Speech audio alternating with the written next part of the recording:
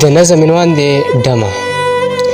د ملګرو سره رالم یو محفل ته، حق حیرانه شوم د چا ښکلي اوربل ته.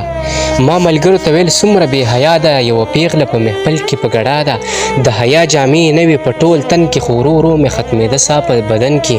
چار چاپېره پکې ناست ښایسته ځوانانو، حیا راغله پکې ناست ډېر مشرانو.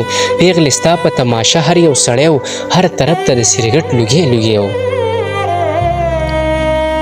ای پیغلې ستا په تماشه هر یو سړی و، هر طرف ته د سګرټ لوګی لوګی و. اوښکو اوښکو دواړو سترګو کې زما شوې، دواړه سترګې دغه پیغلې ته مې سترګې ورګویا شوې. پیغله ورو ورو په محفل کې بې پردې شوه، غلې غلې زما خواته رانږدې شوه. لکه څنګه چې ستا سوچ کې بې حیا یم، داسې نه یم ګورې لور زه د هوا یم. خو څه وکم مجبورۍ نه په ګډا یم، ستا په شان زه د پښتون کور کې پیدا یم.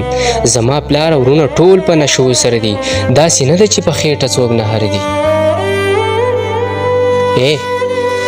زما پلار او وروڼه ټول په نشو سره دي، داسې نه ده چې په خېټه څوک نه هر دي. ورځ په ورځ مې زړه کې تور راولي وروره، دې محفل ته ما په زور راولي وروره. نور مې واوره وروره ولې مرورې، اول موږ نه پوهېدو وسته خبرې. تور داغونه د پیغور کله ختمیږي، ځکه دا ځواني د پلار کور کې زړیږي.